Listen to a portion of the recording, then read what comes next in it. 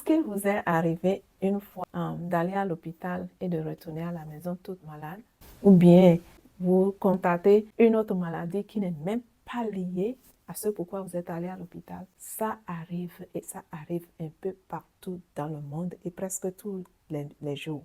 Et selon l'OMS, une personne sur 10 subit des préjudices résultant des erreurs médicales chaque année.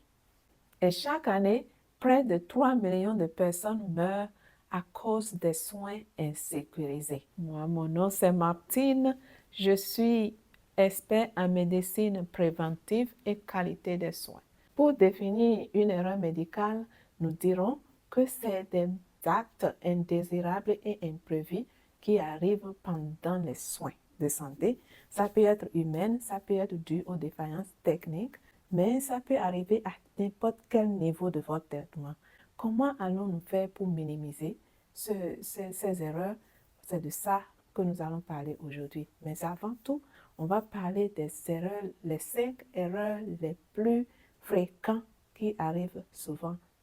L'erreur numéro 1, c'est l'erreur médicamenteuse.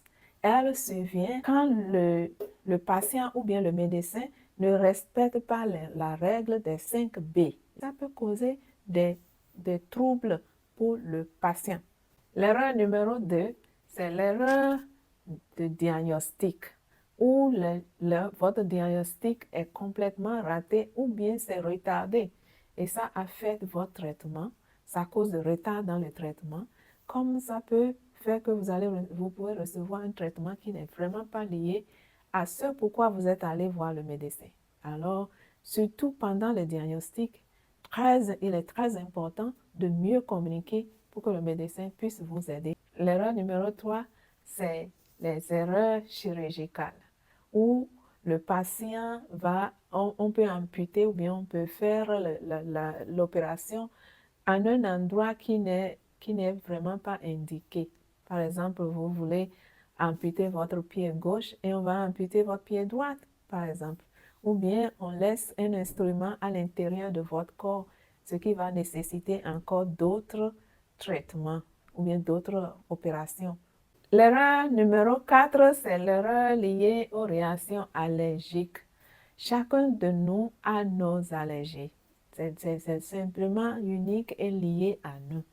Et on peut être allergique à n'importe quoi, même jusqu'au simple scotch. Mais d'habitude, il y a des allergies qui sont vraiment liées aux erreurs médicales, surtout si vous prenez plus de médicaments qu'il le faut, ou bien si vous prenez quelque chose qui a un ingrédient qui ne répond pas à votre sang. L'erreur numéro 5, c'est les infections nosocomiales. Ces infections sont souvent contractées dans les hôpitaux ou bien les centres de santé.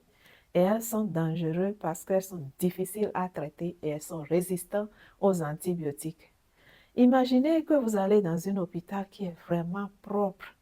Vous ne pouvez jamais penser qu'il y a des microbes là, mais il y en a. Et ces microbes sont arrivés à développer une certaine résistance contre les antibiotiques. Vous pouvez contracter ça sous forme de la toux, comme de pneumonie, comme les plaies incurables ou bien même de diarrhée.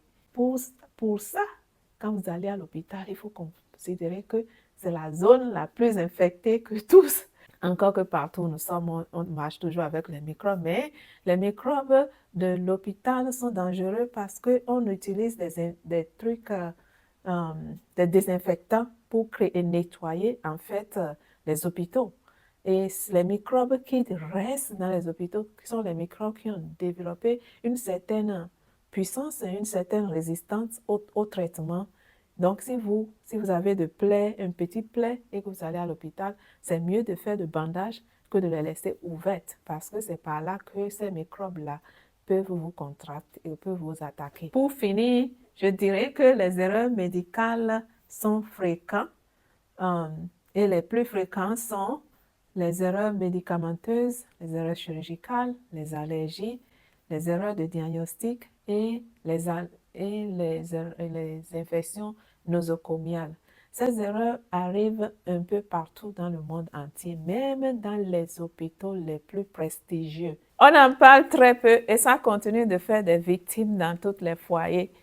Alors, si vous avez des expériences dans ce domaine, ou bien si vous avez connu des problèmes d'erreur médicale dans votre vie, n'hésitez pas à partager ça dans le commentaire. Et il y a beaucoup d'aspects qui sont vraiment liés aux erreurs et fautes médicales qui doivent être abordés. Parfois, c'est vraiment un totem. Les gens ont peur de révéler qu'ils ont fait d'erreurs, d'admettre et de corriger avant que ça ne soit trop tard. Et ça, là aussi, c'est quelque chose qu'on doit discuter après. Encore une fois, c'est Martine Mengbetor ici. Je suis préventionniste et j'ai des expériences en médecine préventive et en qualité de soins. Merci beaucoup et à la prochaine pour la prochaine vidéo. Merci beaucoup.